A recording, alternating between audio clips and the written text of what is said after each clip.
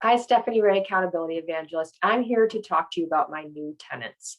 If you saw my last video about birds, Roberta specifically, then you know what I'm talking about. But if you didn't, I'll bring you up to speed.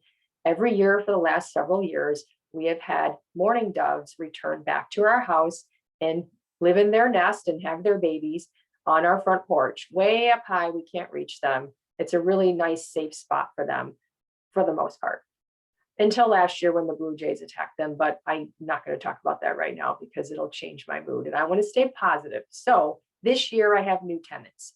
Originally, when the mourning doves started to return year after year, I thought they were the same bird and I named her Roberta. And it turns out they're not the same bird. I didn't know that because I didn't know a lot about birds. They couldn't be the same bird. They don't live that long. And they're actually two birds because they take turns sitting on the nest. But anyway, it doesn't matter. The point is, I fancied myself having a relationship with these birds where they liked me, they liked living in our house, and we just kind of coexisted separately. And so this year, when the Robertas came back and to their spot, which thrills me every year to see them, I was all excited. But then what happened is every time I opened the front door, they would freak out and leave the nest. And it's so high up. There's no way we can't reach them. We need a pole or a big ladder. And none of the other Robertas in the past have had this issue. So I was discouraged initially, and I'm like, oh man, how am I going to build trust with this bird? Like, it doesn't know me. And so I was very frustrated, and it made me think that I would share with you this story because a lot of times we have these expectations for how things are going to be based on how they used to be.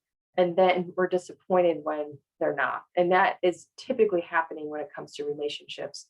So when you maybe have a new coworker or something, and you're used to working with a different coworker that you got along with really well, you knew their style, you understood how they worked, and now you've got to learn a new person's style.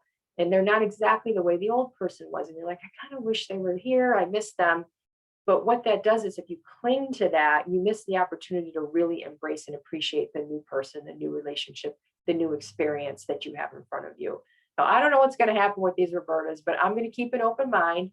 And in fact, after some weeks of this freaking out every time I open the front door, they have settled down a little bit. I suspect that's because the brood is coming and they can't really afford to leave the nest, but there's not as much chaos when we go in and out the front door. So I'm hopeful that my imaginary relationship with my friends, Robertas, will blossom over time quickly, just as they did with the previous Robertas, but maybe in a different way, which is okay and good. And that's what I wanted to share with you today. So when you are facing new relationships, new friends, new people in your life, new coworkers, new neighbors, new tenants, or just new experiences, a different way of doing things that is not the same as it was in the past.